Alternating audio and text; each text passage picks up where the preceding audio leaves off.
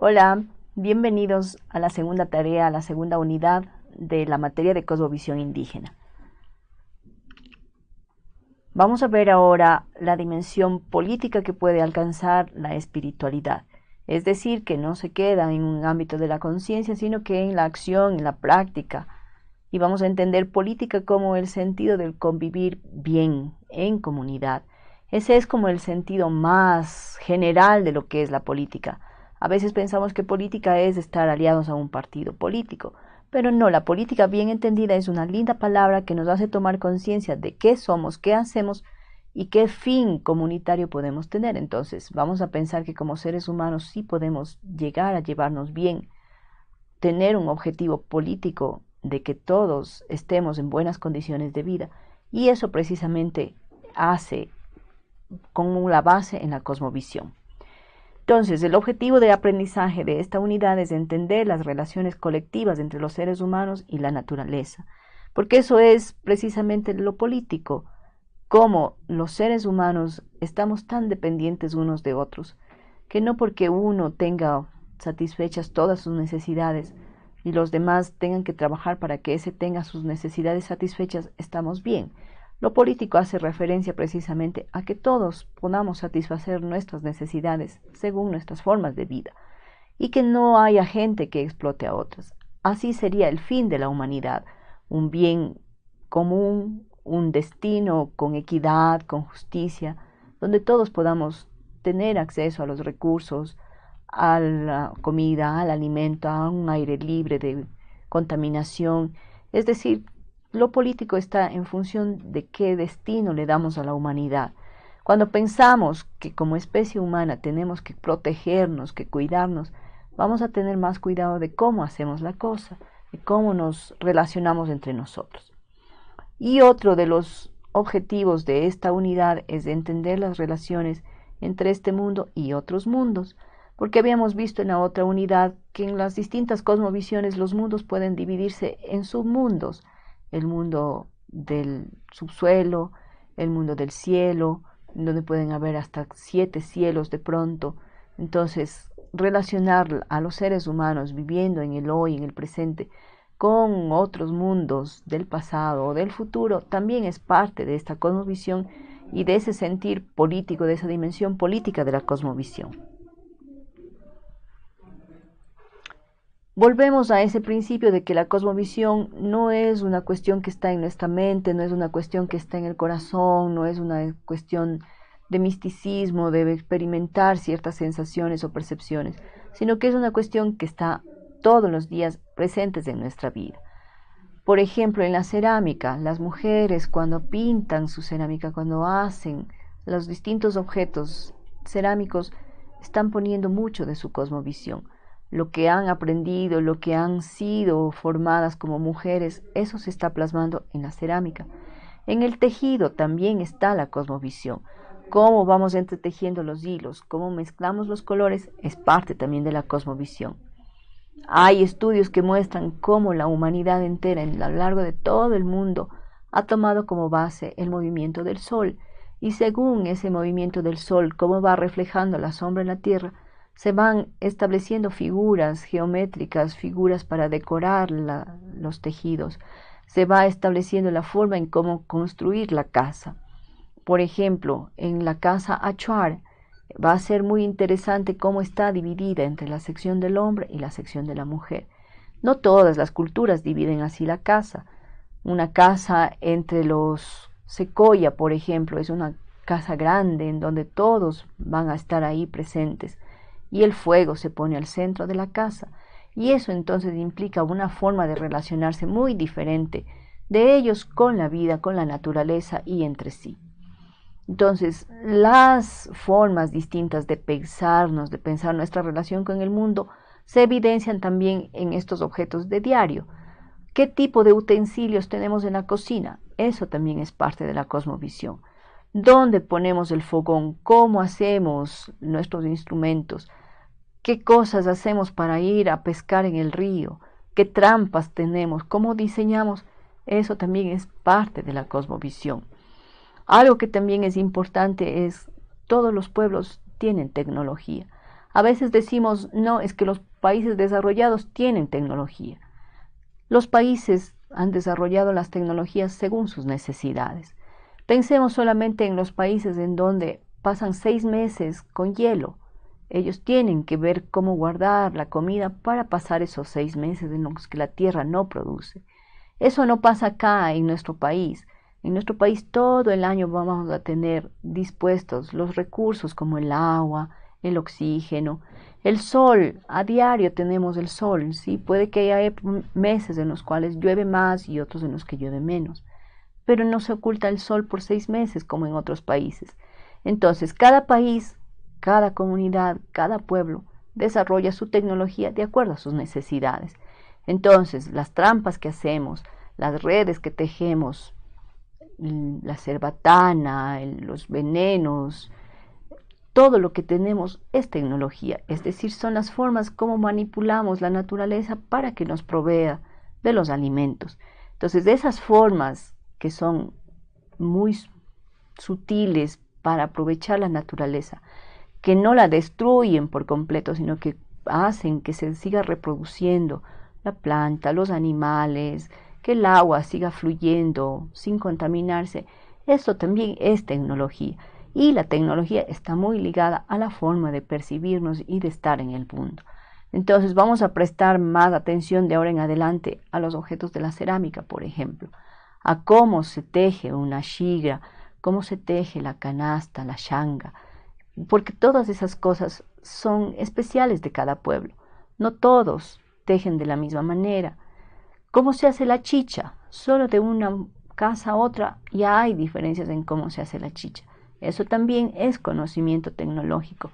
Cómo se mastica, cómo se cocina, cómo se cosecha la yuca va a ser diferente y una chicha diferente, dependiendo de cómo manejamos los utensilios y los elementos, la materia, en este caso la yuca. Entonces, cada cosita de nuestra casa está diciéndonos cómo es la cosmovisión de nuestra comunidad, de nuestro pueblo. Cada utensilio está hecho porque tiene una finalidad dentro de esta concepción de la cosmovivencia. Ahí va a ser muy interesante, por ejemplo, si nos empezamos a ver cómo dibujamos, cómo diseñamos, cómo trabajamos, incluso ya en el colegio, en la escuela, cómo hacemos la carátula del cuaderno, la carátula del deber, va a ser muy diferente. Habrá culturas en las que no haya carátulas, habrá culturas en las que no hagan diseños geométricos, habrá culturas que no tejan o no les interese combinar los hilos, pero cada cultura, cada pueblo va a tener una forma y una razón de por qué hace o no hace una tecnología de una manera o de otra. Entonces, también vamos a pensar que todos los pueblos tienen tecnología. Unos han desarrollado un tipo de tecnología y otros una diversa. Y la tecnología también nos ha permitido aprovechar la naturaleza y que ella siga perviviendo y siendo parte de nuestro mundo, o también hay tecnologías que han hecho que se terminen los árboles, ya no haya vida en ciertos lugares del planeta. Entonces, no siempre pensar en tecnología es decir la tecnología de última generación, lo que hay en los países llamados desarrollados. No, tecnología también tenemos nosotros, siempre. Y es una tecnología que responde a nuestras necesidades de vida y a nuestra forma de entendernos, a nuestra cosmovivencia. Pero también decíamos que en este capítulo de la materia vamos a ver esa dimensión política de la espiritualidad. El sentirnos parte de la naturaleza, el sentirnos parte y responsables del bienestar de los otros, va a hacer que tomemos conciencia de que esa espiritualidad tiene esa dimensión política. Entonces, la espiritualidad consiste, como decía, no en ese abstraerse del mundo y vivir para sí mismo, no, sino más bien consiste en esas formas de sentir, de pensar, de hablar y de actuar en el mundo de la vida. Es ese interactuar con los otros seres humanos y con los otros seres de la naturaleza. Cuando asumimos esa espiritualidad y nos pensamos como seres de la naturaleza, como seres que somos parte de algo, ya estamos pensando en un cosmos vivo. Patricio Guerrero, el autor que vamos a leer en esta unidad nos dice que somos como hebras del gran tejido cósmico de la existencia. Y así como en un tejido las hebras están entrelazadas y si alguna se rompe, pues el tejido empieza a deshacerse, así más o menos sería nuestra existencia, ¿no? Entonces, la idea es que sigamos siempre entretejidos, que seamos esas hebras que se siguen extendiendo. En la unidad anterior habíamos visto que el cosmos está siempre en movimiento, que se expande y se contrae, pues el motor de esa contracción, de esa expansión, es la espiritualidad, cómo nos estamos concibiendo, cómo nos pensamos y cómo actuamos en la vida. La palabra espiritualidad viene del latín spiritus, que significa aliento, viento fuerte, indomable, libertad. Entonces, traduciendo a nuestros términos de ahora, entenderíamos que la espiritualidad es el entusiasmo, la voluntad que le ponemos a las cosas, el amor, el coraje, la determinación por algo, por un bien común, del cómo hacemos, de cómo vivimos la vida. El autor Patricio Guerrero dice también que la espiritualidad es una dimensión más alta de la conciencia, porque cuando estamos reflexionando, cuando meditamos sobre qué papel nos toca realizar en la vida, siempre estamos en conexión con otros seres humanos, empezando desde la familia, ¿sí? Estamos conscientes de que nuestro primer mundo es la familia, el papá, la mamá, los hermanos, los hijos, y por ellos trabajamos.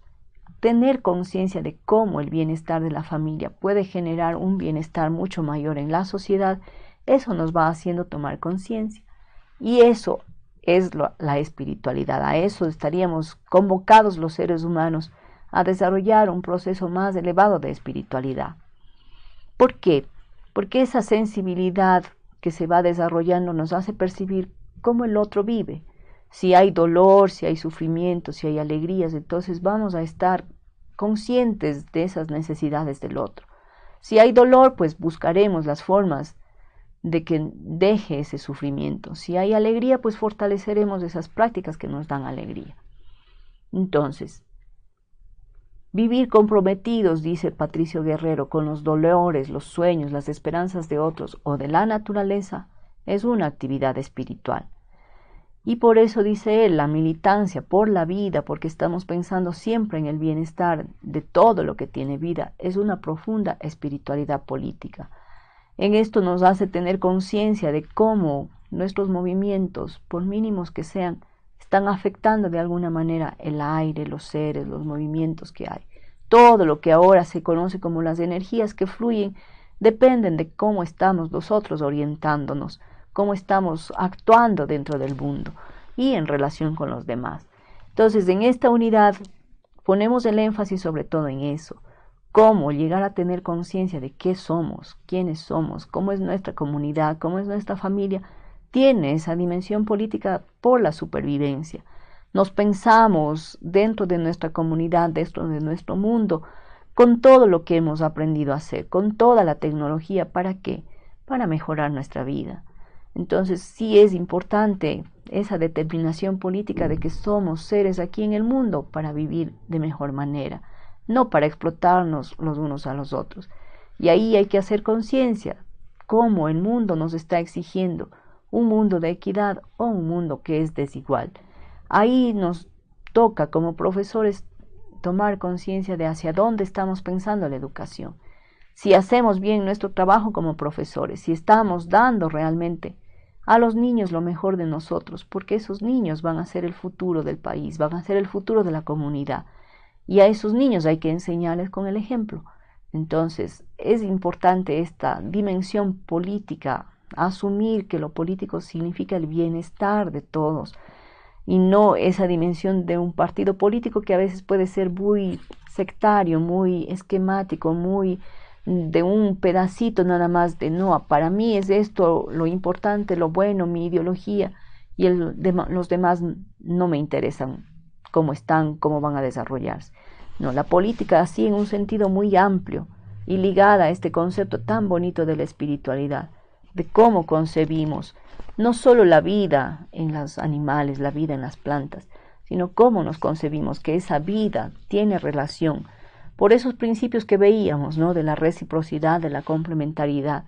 Todo eso va generando cómo va a ser la vida. Entonces, el mayor bien que tenemos en la sociedad es la vida de las plantas, de los animales, del agua, del aire y la vida del ser humano.